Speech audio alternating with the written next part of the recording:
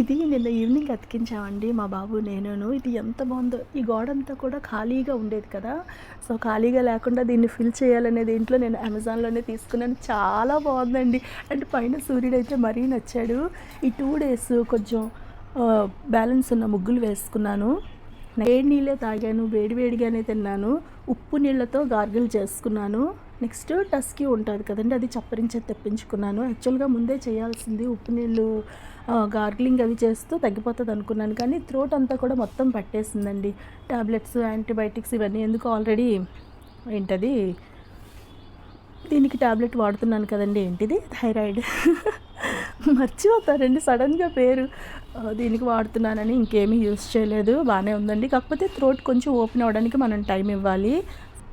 వామాకు ఇవన్నీ ఉన్నాయండి. సో దాంతో కషాయం పెట్టుకొని కొంచెం తాగాను. అండ్ ఈరోజు ఒక సిస్టర్ అయితే మెసేజ్ చేశారు, అక్క ఇలా తాగండి అని. అది కూడా తాగుతానమ్మా. ఏం తీసుకున్నా కూడా కొంచెం వేడివేడిగా తీసుకోవడం వల్ల కొంచెం రిలీఫ్గానే ఉంది. అయితే బుక్ మాత్రం తీయలేదండి, ఎందుకంటే స్పెట్స్ నావి ఇవాళ రేపో వస్తాయి కాబట్టి ఏమీ చదవలేదు. చదివితే హెడేక్ వస్తుందండి, కొద్దిగా పవర్ అది మారింది. నేను 3-4 ఇయర్స్ అయిపోయింది. యాక్చువల్గా మన ఛానల్ స్టార్ట్ చేసినప్పుడే ఆ స్పెట్స్ బాగాలేవు అంటే అది చూపుకు బాగాలేదు, కానీ చదవటానికి కూడా బాగాలేదని తర్వాత అర్థమైంది. సో అవన్నీ మార్పించేసుకున్నాను. ఇవాళ రేపో వస్తాయి. వేరే వేరే స్టేట్స్ నుంచి కూడా వస్తారు, వీడికంటే దగ్గర కానీ వేరే వేరే స్టేట్స్ నుంచి కూడా వచ్చేవాళ్ళు ఉన్నారు కాబట్టి ఒక 2 డేస్ ఇదైనా కూడా ఏం ప్రాబ్లం లేదని ఉండమన్నాను. లేదంటే అప్ అండ్ డౌన్ చేస్తాడు 2 డేస్.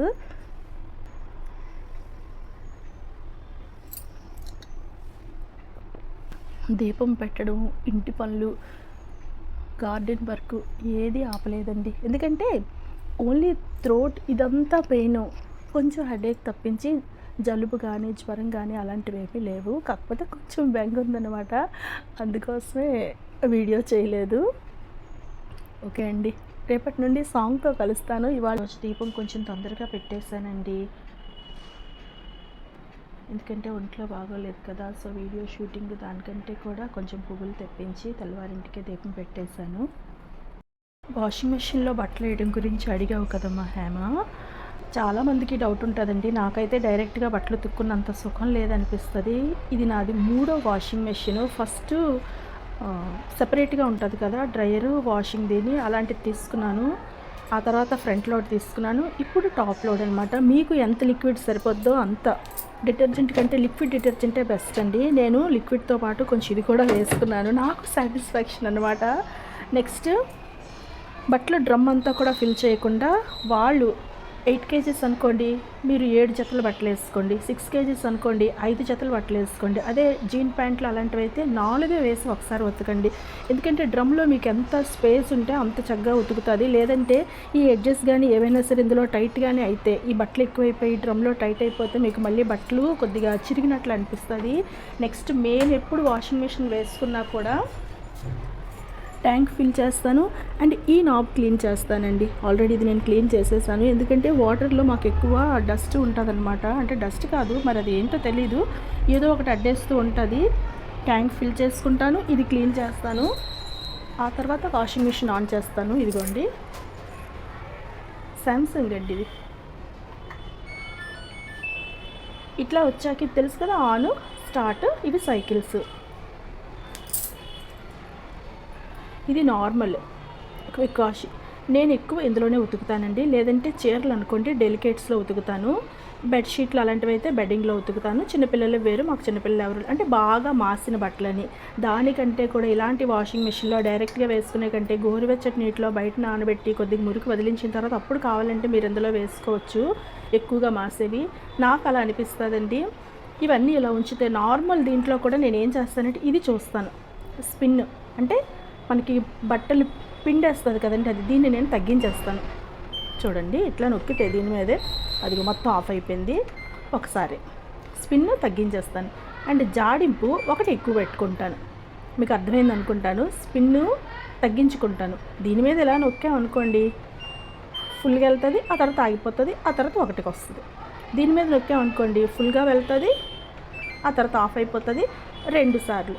అంటే వాడిచ్చిన సెట్టింగ్స్ కాకుండా నేను మార్చుకుంటానండి. మీకు అర్థమైంది అనుకుంటాను. వాటర్ లెవెల్ అయితే యాజ్ ఇట్ ఈజ్ ఉంచేస్తాను. ఇప్పుడు స్టార్ట్. అంతేనమ్మా, ఇదే నా మెథడ్. మీకు అర్థమైంది కదండి. స్పిన్, రిన్స్, ఇది జాడించేది, ఇది పిండేసేది, ఇది ఉతికేది, ఇది వాటర్ లెవెల్లో ఆటోమేటిక్గా సెట్ అయ్యి ఉంటుంది. దీన్ని మనం ఏం చేయాల్సిన పని లేదు. వాషింగ్ మీరు పెంచుకోవాలనుకుంటే పెంచుకోవచ్చు, జాడించేది పెంచుకోవాలనుకుంటే పెంచుకోవచ్చు. ఎక్కువగా పిండేయాల్సిన పని లేదండి. మరి శీతాకాలము వర్షాకాలంలో మనకి అర్జెంట్ అనుకుంటే ఇది ఎక్కువ, కానీ లేకపోతే నేను ఇది 1లోనే పెట్టుకుంటానండి. ఈ బటన్ మీద ప్రెస్ చేస్తే ఇది ఆన్, ఆఫ్, హై లెవెల్, లో లెవెల్ అంతా ఇక్కడే వస్తుంది. ఆ తర్వాత ఫైనల్గా ఇది. ఒకవేళ మీకు ఇది ఏది వద్దు అనుకుంటే మీరు ఈ బటన్ కానీ నొక్కారనుకోండి, ఇక్కడిది సెట్ అవుతుంది. ఓకేనా? లేదా బయట ఉతికేసుకున్న బట్టలు, పిల్లల బట్టలు బాగా వేడి నీటిలో పెట్టేసి కొంచెం ఎక్కువగా మంచిగా వాష్ చేశాక మీరు ఈ ఆప్షన్ని సెలెక్ట్ చేసుకోవచ్చు. అంటే దీని మీద 1, 2, 3 అంటే 1, 2, 3, 4, 5, 6, 7 ఇట్లా మీరు ఇలా నొక్కుంటూ వెళ్ళారనుకోండి, ఇది ఆటోమేటిక్ ఇలా కిందకి దిగి ఇక్కడికి వస్తుంది. అప్పుడు మీరు మళ్ళీ ఈ సెట్టింగ్ చేసుకోవచ్చు. అంటే స్పిన్ 1లోను, జాడింపు 2లోను పెట్టుకోవచ్చు.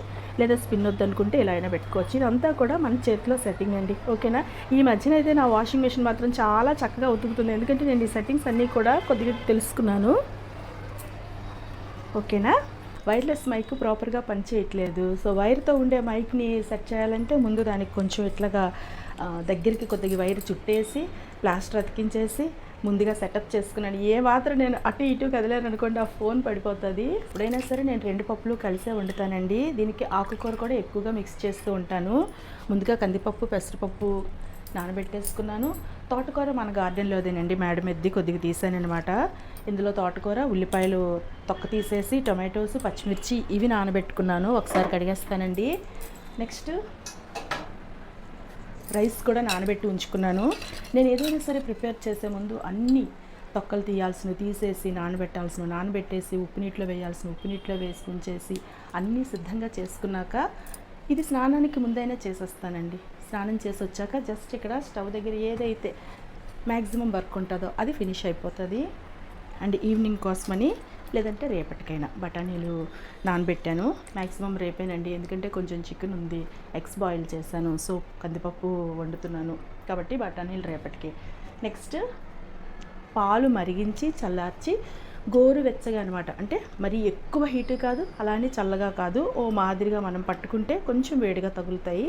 ఇలా పెట్టుకున్న వాటిని మనం కానీ తోడు పెట్టామనుకోండి, ఒక 6 అవర్స్లో ఇలాంటి టెంపరేచర్, అంటే కొంచెం టెంపరేచర్ నార్మల్గా ఉంది కదండి, సో 6 అవర్స్లో అయిపోతుంది. అదే వింటర్ అయితే ఇంకో 2 అవర్స్ ఎక్స్ట్రా పెట్టుకుంటాము. బాగా ఎండ అనుకోండి 5 అవర్స్లో అయిపోతుంది. 1 స్పూను ఇట్లా కలిపేసుకొని మరి దీన్ని కదల్చకుండా మూత పెట్టేసుకొని ఉంచేసుకున్నాం అనుకోండి, నైట్కి మనకి పెరుగు రెడీ అయిపోద్ది. నేనైతే ఈ మూల పెడతానండి, ఇక్కడైతే ఎవ్వరూ టచ్ చేయరు. ఇది కొన్ని సంవత్సరాల నుండి అలవాటు అయిపోయిన ప్లేస్. కుక్కర్ ఇది అల్యూమినియం కుక్కర్ అయినా కూడా దీంట్లో స్టీల్ వెసల్లో నేను రైస్ పెట్టుకుంటానండి. ఒక్కోసారి మూత పెడతాను, ఒక్కోసారి మూత పెట్టను. లైటర్ పోయింది కదండి, ఒక 10 days అవుతున్నది. అమెజాన్లో బుక్ చేశాను. చాలా స్లిమ్గా భలే ఉందండి. బయట లైటర్స్ కంటే కూడా కొంచెం అందంగా కనిపిస్తుంది నాకు. ఇది రేట్ కూడా రీజనబుల్, 99 రూపీస్ అండి. ఈ నాబ్ కొత్తది కొన్నా కూడా ఇది ఎందుకో పనిచేయడానికి మొరాయిస్తుంది. ఇది ఒక్కటే సెట్ అవ్వలేదండి, ఎన్ని చేసినాను. ఒకసారి టక్కున వెలిగిపోతుంది, ఒకసారి అంత చేసినా వెలగదు. ఈ ప్లాట్ఫామ్ రోజుకి ఎన్నిసార్లు తుడుస్తాను నాకే తెలియదు. పప్పు 1-2 సార్లు శుభ్రంగా కడిగేసుకున్నాం అనుకోండి, ఇంకా కలర్ అది ఏమైనా వేసినా కూడా వచ్చేస్తుందండి. మీకు ముందు ఒకలాంటి కలర్ వస్తుంది, తర్వాత కొద్దిగా లైట్ కలర్ వస్తుంది, ఆ తర్వాత వాటర్లా ఉంటుంది. ఏడమ్మా బాగుంది, సూపర్లా ఉంది. డైరెక్ట్గా ఉండేవన్నీ కూడా మ్యాక్సిమము స్టీల్ కుక్కర్లోనో లేకపోతే స్టీల్ పాత్రలోనే ప్రిఫర్ చేస్తానండి. మా బాబుకి ఎన్ని బట్టలు ఉన్నాయో అన్నీ కూడా టైట్ పొట్టి అయిపోయినాయి, సో అవన్నీ కూడా బయటకు తీస్తున్నారు. అందుకే నన్ను పిలుస్తున్నాడు. వాళ్ళ డాడీ వాడు చూసుకుంటారులేండి. మేగడ తీయాలండి. ఇదిగో ఈ గిన్నెతోటి మేగడిని, ఇది చికెన్, సారీ ఏది తీసాను కదా, ఇది ఈ గిన్నె నింపుగా మేగడ కానీ మనము సేకరించి ఫ్రిడ్జ్లో పెట్టుకున్నామంటే ఈ మిక్సీ గిన్నెలో కరెక్ట్గా సరిపోతుందండి. ఇందులో ఈ రోజుకి కొంచెం మేగడ ఉంటే వేసాను, కానీ ఇలా చేసే ముందు స్పూన్తోనే మనము దీన్ని శుభ్రంగా ఇలా తీసేసి మరి ఎండగా ఏమీ లేదు కదండి, టెంపరేచర్ కూడా నార్మల్గా ఉంది కాబట్టి ఫ్రిడ్జ్లో చల్లగా ఉన్న మేగడిది కాబట్టి కొద్దిగా స్పూన్తో మెదిపేస్తాము. ఇలా స్పూన్తో జస్ట్ ఇలా అనేస్తే ఏదైనా గట్టిగా ఉండిపోయింది కూడా చక్కగా వచ్చేస్తుందండి. సిమ్లో పెట్టుకుందాం. ఈ మాత్రం గ్లాస్, ఒక చిన్న tea glass,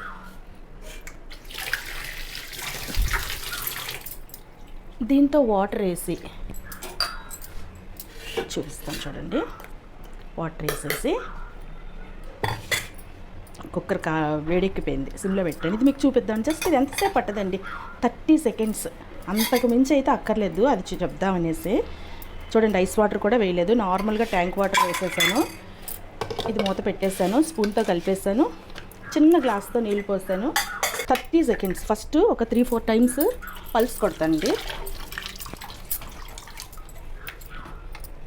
pulse okay.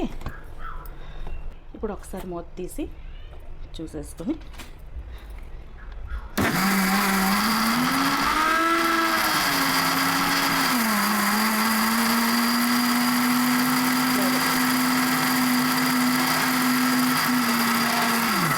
Seconds కూడా పట్టలేదు, అయిపోయింది.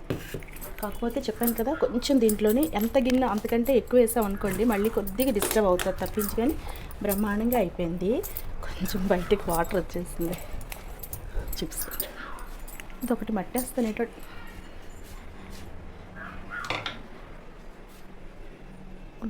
నా కాల్ చుట్టూతో తిరుగుతుంది. వచ్చేసింది మేగడ, వచ్చేసిందండి. కనిపిస్తుందా? వచ్చింది వెన్న. దీన్ని మనం ఇప్పుడు ఒక గిన్నెలో వేసేసుకుంటాం. దీని నుంచి మనం పన్నీర్ కూడా తీసుకోవచ్చండి ఆ వేస్ట్ వాటర్తో. కాకపోతే మరీ తక్కువ కాబట్టి నాకు ఇప్పుడు అవసరం లేదు కాబట్టి 1-2 సార్లు కడిగేసి ఉంచేస్తాను.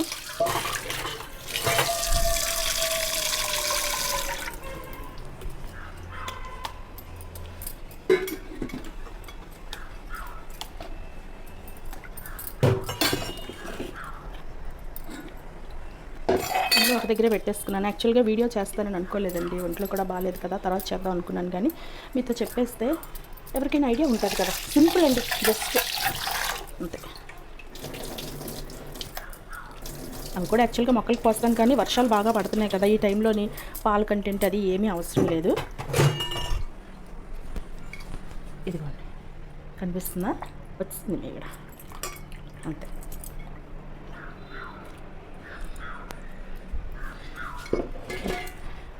సింపుల్నండి.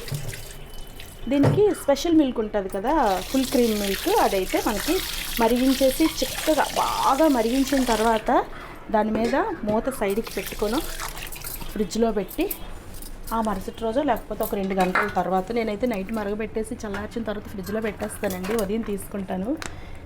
ఆయిల్ డబ్బాలో వేయలేదు, కొద్దిగానే వేసాలండి. బాగా మరిగిపోయిందండి. ఆవాలు, ఇంగువ, ఇంకా పచ్చిమిరపకాయలు, ఉల్లిపాయలు, టమాటోస్ ఇవన్నీ కూడా కట్ చేసేసుకొని చేత్తోనే నేను ఈజీగా కట్ చేసేసుకుంటానండి. దీనికోసం మళ్ళీ నాకు వేరేగా ఏమీ అవసరం లేదు. ఇదిగోండి, చేత్తోనే ఇలాగా కట్ చేసి పెట్టేసుకుంటాను. అంటే బాగా మరిగిపోయింది కాబట్టి పైకి వచ్చేస్తుంది, కానీ ఇంతవరకు ఆగను కదా, ఈలోపే చేస్తాను. వెన్న తీస్తాను కాబట్టి మధ్యలో మనకి అంతరాయం లేకపోతే చక్కగా సరిపోతుంది. అది వేడెక్కేసరికి నేను కట్ చేసి ఉంచేసుకుంటాను. పచ్చిమిరపకాయలు జస్ట్ ఇలా విరిచేసి పడేస్తాను.